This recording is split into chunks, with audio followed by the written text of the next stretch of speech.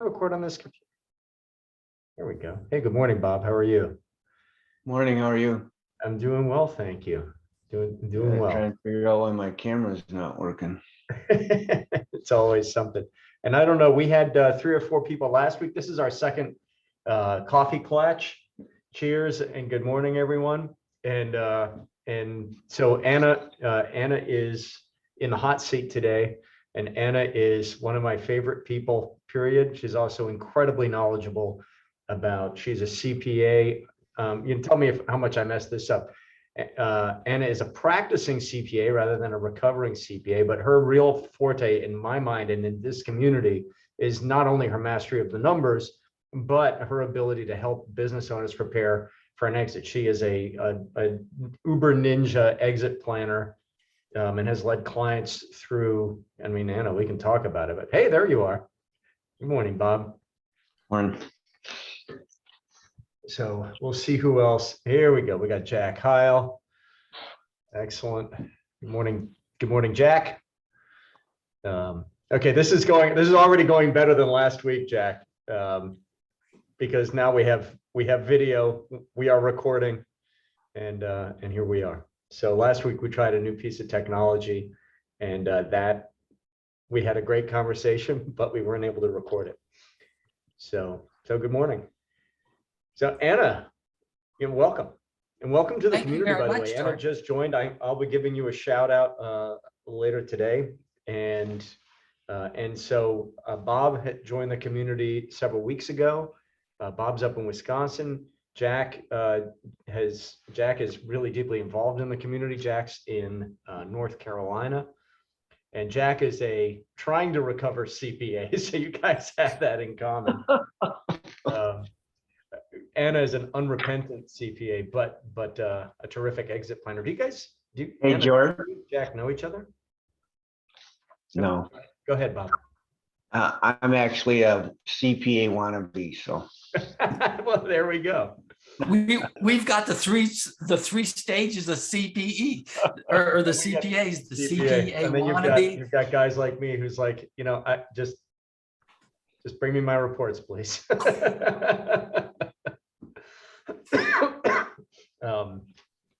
Yeah, numbers, the output of the business engine. So, Anna and I were in a conversation here, what is last week at some point. Anna's coming down to the conference. Anna's going to present at the conference and at the summit. Summit is kind of a grouping of live events. And Anna will be in the Growth Drive Specialist Certification Workshop. She's going to be participating in that workshop, and she's going to be presenting at the conference, and she's going to be talking about collaboration snafus. How to collaborate successfully, because she's done a lot of referring people in and out. And Anna, I was fascinated by your title, which is Collaboration Sabotage. Which is kind of funny. I think guys, we've all seen this. Sometimes we bring people into an engagement and it goes really well. Sometimes we bring someone into an engagement and it doesn't. And luckily, I'm going to knock on wood. Luckily, the referrals that we've made internally have gone smoothly. I haven't heard any. I've never heard a negative. Hey, don't I've got to flag that person. But I also hear horror stories routinely. So Anna, you want to comment on that? Absolutely. The collaborative sabotage issue really came about. I've been thinking about this, or let me just say, I've been faced with this for years, not only in my accounting practice, but in my exit planning and in my profitability and growth or value growth engagements that I've had over the years. And in talking with George last week, for some reason, when I talked with George, the ideas seem to come together a little bit better than when I talk with other people. It's the tequila, Anna. It might be. Or those many martinis. I'm not sure which one it was, but anyway. So we all face what I call collaborative sabotage. And George, you just brought up a point here that if you have referrals within a community of like-minded people, your collaboration has a much greater chance of success than if you're introduced into a situation where collaboration is not, those expectations aren't set up front. And if those expectations are not set up front, then you've got all your siloed professionals, your CPAs, your CFPs, your money managers, your stockbrokers, your attorneys, whomever is out there, friends at the country club, friends on the golf course, having a say from anecdotal evidence, excuse me, and really sidetracking the whole process. Now, tangentially here, this goes hand in hand with another topic I love to talk about, is when a client hijacks the engagement. So otherwise you're brought in, to do A, B, C, or D. You start to do that, but you find that work is either too hard for the client, or they're not ready to face that particular wart in their mural. And so they run around after shiny things, well, I need to fix this, or I need to fix that first. And then 6 months into the engagement, they say, well, gee, you were hired to do this, but we haven't even started talking about this. So you also need, much like within the collaboration, you're also collaborating with the client. You're not just providing them with a service. Yeah. If we were in there just to do a set of books, that's one thing, but we are there to move the client and their business from point A to point B to point C, and have them grow and expand not only their knowledge base, but the way they view their business, the tools that they have. There's so many successful business owners out there who don't understand their key performance indicators. And I really try to keep things like KPI and other acronyms to a minimum, just so that if somebody hears a KPI, they have a vague notion of what that really means. And, KPIs are different for each industry. But, so when we're in there and we're trying to move the client, now this is a critical move. This isn't, you're getting them product at 3 cents less a pound than they're currently getting it, and it's going to save them more information. This is a psychological shift in getting them to move from where they're at, their stuck point, to where they need to be. And especially as CPAs and wannabe CPAs for Bob, what we're really looking at here is, how many clients get financial statements but never really use them. That's right. Well, is that the result of the client not being trained by their CPA? Is it the fault of their CPA by not being trained, by not training their client? So what the collaborative sabotage is, that conversation at the conference is really going to focus on, setting the expectations up front. And what do you do when you are brought into a collaborative engagement? Somebody calls you in and says, oh, I've got this wonderful business. They got $4 million EBITDA, and they're really earnings before interest, taxes, depreciation, and amortization. Yeah. See, I'm trying not to use those acronyms, but, to bring you into a situation where the client might be exhausted from trying to get, say, an exit plan or build value, because they've been listening to their current corral stable of advisors who are not proficient, are not trained at doing that. So when the advisor who specializes in moving that process forward, having those conversation steps in, the client is already exhausted from trying to do it. And they don't want to start over again because you can't use what these other people have done. Think of it as you're building your new house and somebody doesn't set the foundation right, and you got to tear up all the concrete, put in, So better supports, whatever that takes, before you can start to build your house again. And I've noticed that quite frequently when brought into the middle of an engagement where the client is tired, the advisors who came in and said, oh, I can help you do that, don't do it. The client spent a lot of money and they're resistant, not only to spending that same money, but spending more money because we're not cheap. We shouldn't be cheap. We need to value bill, not on an hourly basis, but on either a monthly retainer basis, but it's got to be substantial so that we feel good as well as the client feels Can good. I ask you a question right there? Something you just said is really interesting. So how do you deal with that? And guys, if you've experienced this, please chime in. So Anna, you come into an engagement and there you find a mess and you've been invited in. I mean, this sounds like a challenging scenario. And if you've described it the way you've described it, the client's exhausted, they've been given ho-hum work product that may be fantastic but doesn't serve the stated purpose. And so now what? Well, this I'm going to go into really in more detail at the conference, but there is one slide that I use, and I've only got a 7 or 8, 9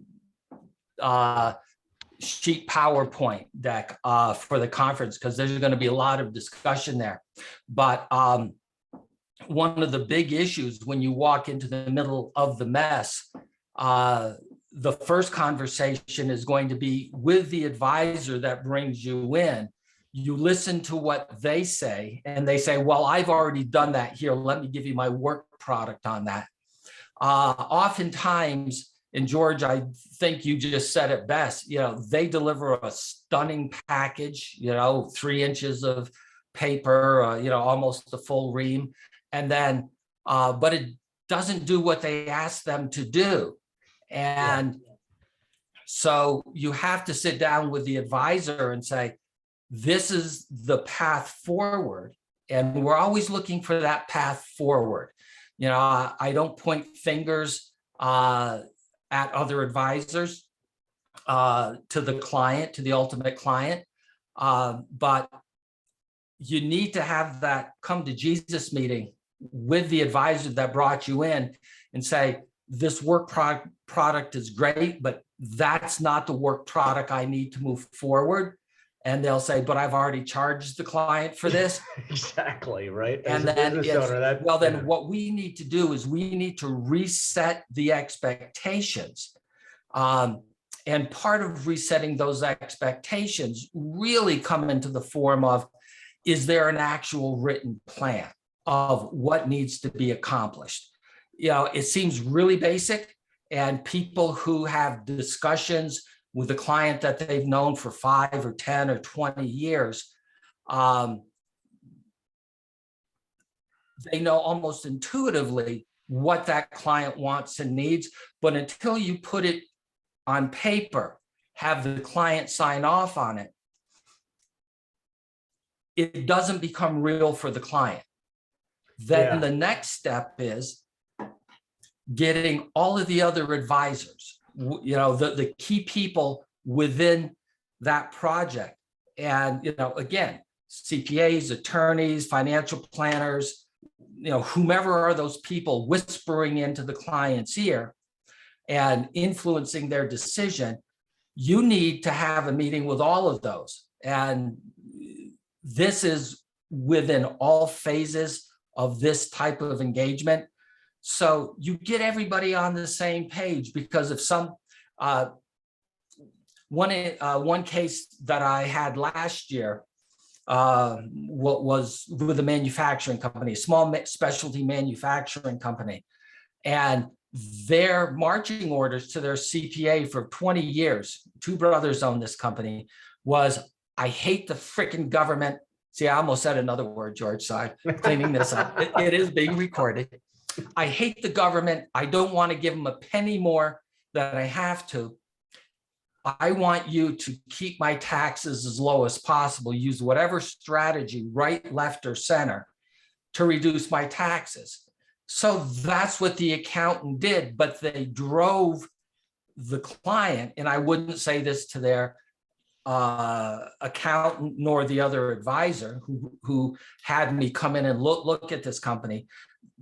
By using tax saving strategies, they decreased the value of the business, not only on the books, but in reality, because the tail was wagging the dog. They were making tax decisions and not good, solid cash flow or financial decisions. Well, and that's fascinating because, ultimately, this is why we always talk about if your client wants the option of leaving their business, the earlier we start talking about this as advisors, the better.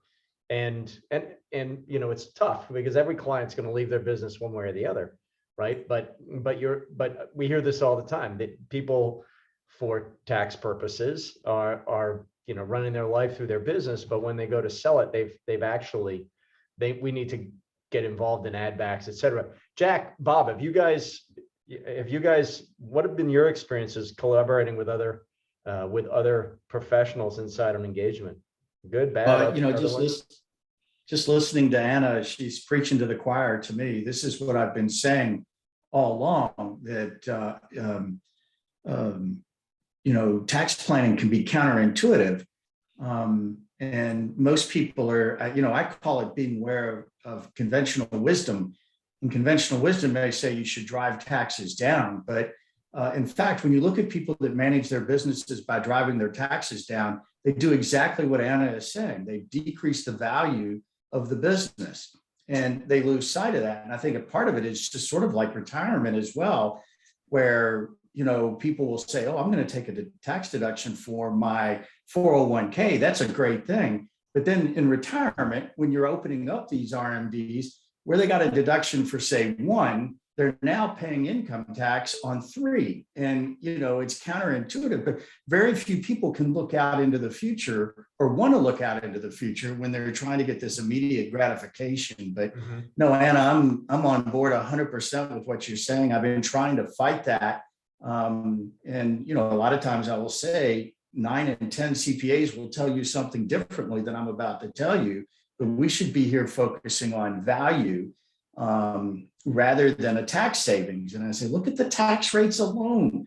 They're not positive. They're, why would you spend $1 to save a quarter? It just doesn't make sense. So Anna, you've lit a fire under me. For me, I'm working on with the client right now, and he's looking to exit in 3 years. He's hired a high-end M&A firm, and I said, you need a second strategy because he's looking to, do a strategic sell. And the likelihood of this seasonal business at a $5 million, maybe 800,000 in EBITDA is pretty low. He's going to get the strategic sell that he wants. But what I discovered is because of his seasonality, his season is pretty much October 1st to September 30th, but he's running his financials on a calendar year. And I went in and showed him that if we change it, the burden of all the inventory he's building up in that last quarter is going against last year's sales.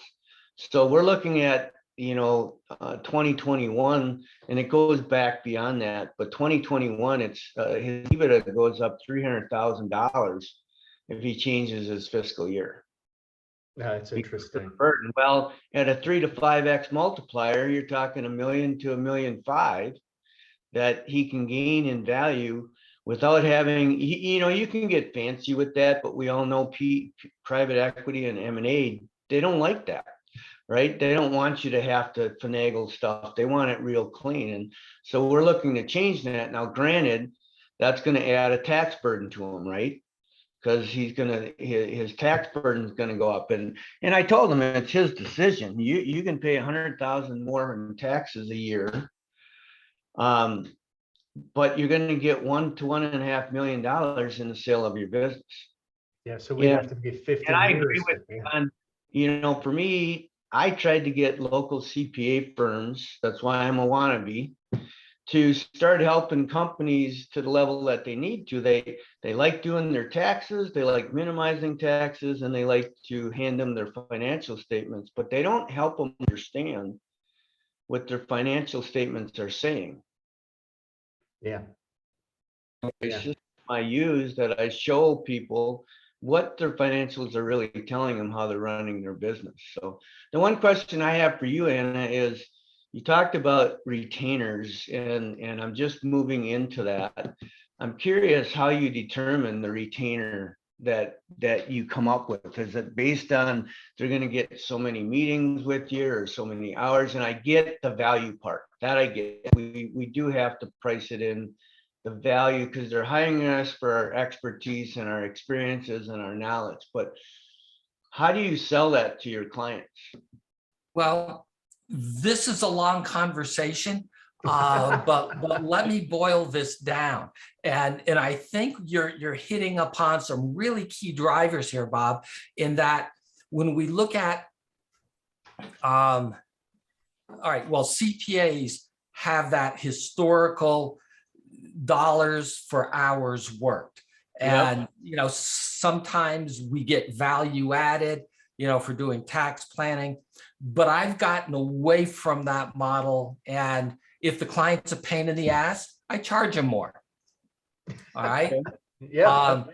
If there's a level of complexity there that other advisors don't have the skill set to address, but it's easy for me, I charge them more. I mean, because really one of the things that, one of the challenges advisors in the financial area, not in the investing area, but in how to look at your business, how to interpret the financial statements. And there's a whole other discussion about the veracity of the financial statements. I've got off my website, I've put together a financial statement checklist, and it's a lead into, how you do valuations. And when you really look at that checklist that the client goes through, it gives them the sense of where on the scale they are. All right. So the lower the quality of information that I have to work with,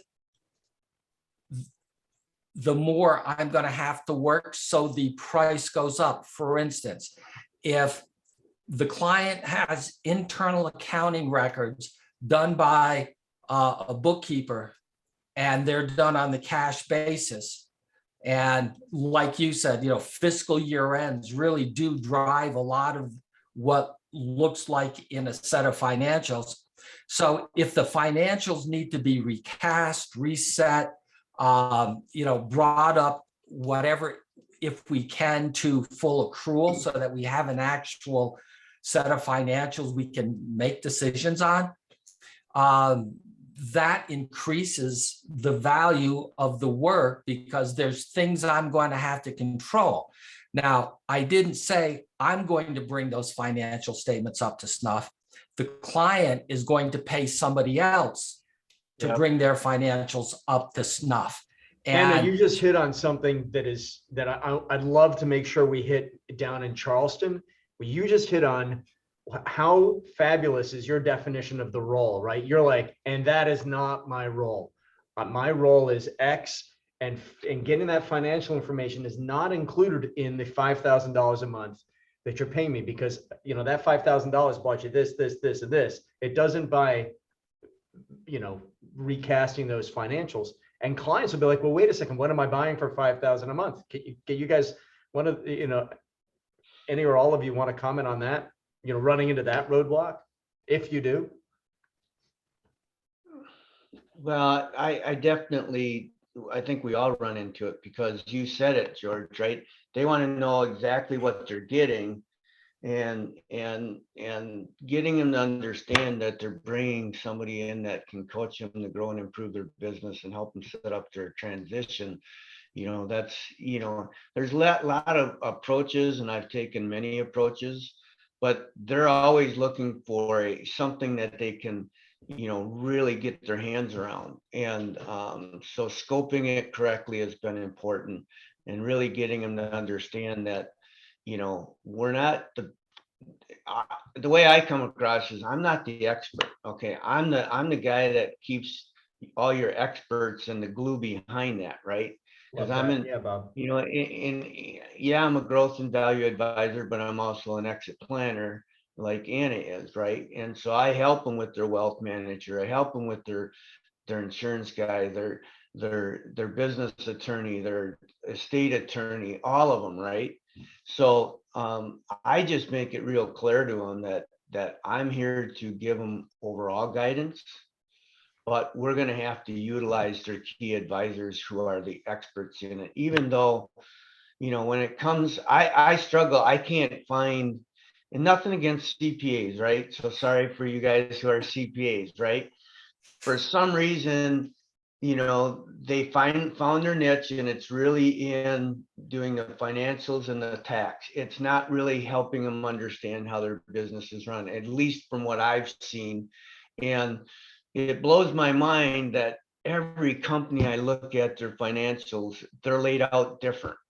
And I mean, it's just like there's some consistency, but not near as much as I'd like to see in consistency from one CPA. Even within a CPA firm, CPAs put business financials together, and no wonder people are confused. Plus, nothing against the business owners. I think Anna said it. Nobody's taught these business owners how to use their financials. I've had a president of an $80 million company didn't know how to use his financials. I was about to pick up a big and everything in between. I've had owners of $12 million business. I go, well, do you use your financials? And he goes, well, what are those? Yeah. P&L, balance sheet, cash flow. Oh yeah, I get them from my CPA, but I don't know what to do with them. And I said, well, what do you do with them? And he pointed right to the wastebasket. Yeah, because if they're funding their lifestyle, that's where my passion is to help them, because there's just nobody out there really helping them understand their financials.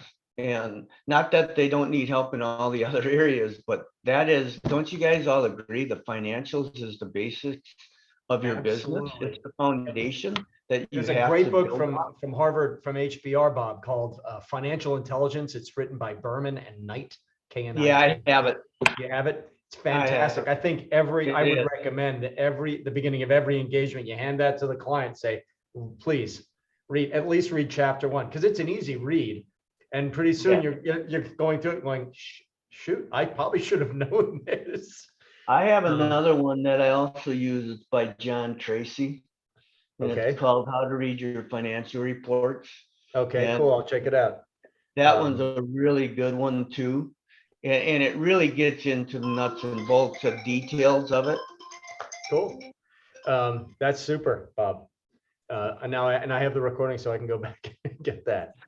Bob, one of the other areas that I want to address your actual question, because I do know that we've had a little question drift here, getting off into other topics. But let me challenge you. When you go in there and you say, well, I'm not the expert, but I manage your experts, that is your expertise. Right. So and I do. I think they understand my holistic viewpoint, but I appreciate that. And really, if it's a client that either I get through a referral, not a collaborative referral, but an actual referral, I go in, number one, and I schedule an hour conversation. It usually takes an hour and a half to 2 hours, where I sit and I ask the client about their business. I don't give them any answers. I don't, solve any of their problems. because I'm there to listen. And the types of questions I ask are not, well, what's your EBITDA, what's your gross sales, are you, is your revenue increasing or decreasing? It's how long have you had this business? What are your major issues that you're dealing with, or your pain points? So by the end of the conversation, 8 out of 10 business owners will say, I've never had a conversation like that. Nobody's ever asked me, am I happy here? Or how did I start, or how did I come to own this business? Did they buy it? Did they inherit it? Did they start it? And then towards the end of that discovery meeting, and I know people use discovery. Sorry, George, I'm not trying to step on. Oh, your discovery. no, I'm not in my head up and down, because I completely agree with you. And it's much broader than the software discover. It can be part of it, but go ahead, Anna. And then when you wrap up that initial engagement, they'll say, well, how much will it cost? And in my answer is always, I'm not sure yet, because I haven't looked at your books, but I know I can help you. Yeah. And all the clients, 95, 99% of the clients who have invested in, I'm not an expense, I'm an investment. Yeah. 95, 98%, and I always lower the percentage because I don't want to seem like I'm too arrogant, because sometimes, people who know a lot come off as arrogant because they just know a lot and they're not really arrogant. So 95% of the people that engage our services, they recoup that investment 5, 10, 15, 20 times over. Yeah. And how do I work? Well, first I'll come and my first month will be an analysis of your operating system and your financials. That's my first month's work. That's the first $5,000. And $5,000 I try to set as a minimum fee, right? Okay. Because this, Bob, like you said, don't be penny wise and pound foolish to a client. They're complaining about paying somebody, redoing a process for $100,000. That's going to net them an additional $1 million. Don't be foolish. Yeah. But then after the first, after you go in and you do the digging, and a lot of advisors give the digging, that part of what they do, away. No, don't do that. That's important, because once you leave, the client, you're going to report what you find to the client. Think of it as in an audit, a management letter, right? Mm-hmm. And for people who have read management letters and audits, it's like, their internal controls really need to be beefed up.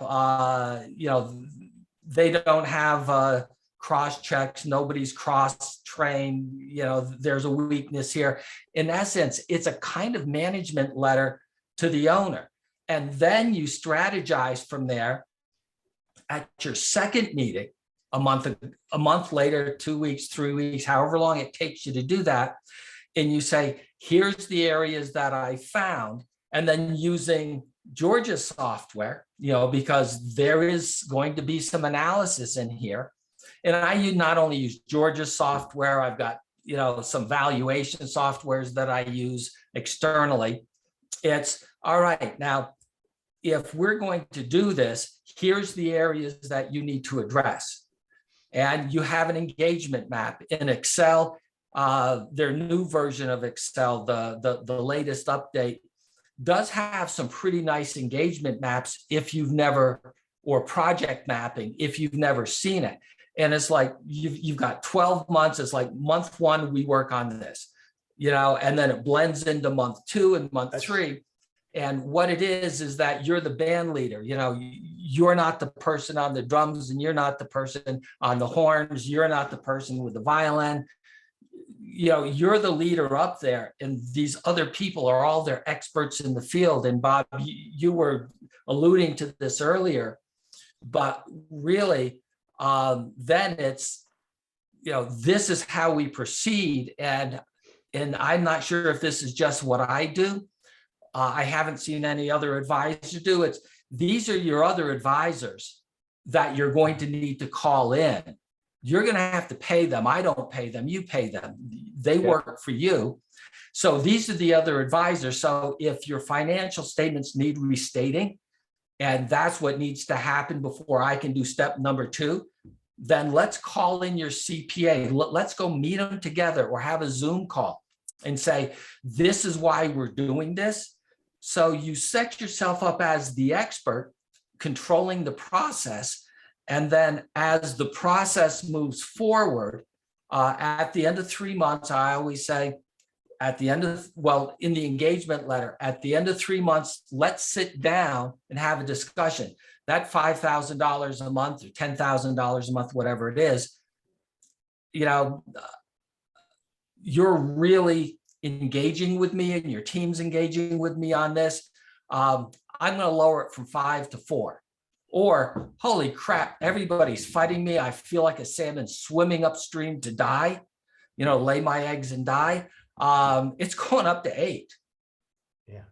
You know, it's interesting, Anna, what you just described is, you know, we talk in terms of the growth drive action cycle, analyze, right, which you just described, and then design, which is putting together a project plan. How do we, you've told me that you want to X, we're going to move from here to X. Here are the project, and then execution, to your point, there's a long-term engagement where you're, and Bob, what you just alluded to, which is, you know, I am here to direct the band. My expertise is in making sure your experts, internal and external, right? Because expertise comes from both sources, do what they're supposed to do, are accountable to this project plan. That's fascinating. That's actually that is a big part of the workshop. Those are the 3 modules of the growth specialist certification workshop that we practice, that you'll be practicing, and it's a workshop, right? So it's collective experience. I'm really psyched that you're going to be in the room. That's going to be fantastic.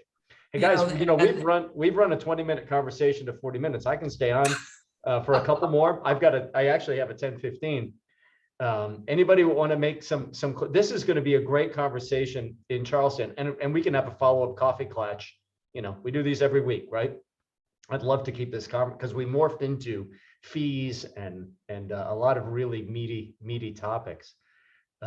Anybody? This has been a really fun conversation, George. Yeah, you know, absolutely. I'm a little sad to have to cut it short.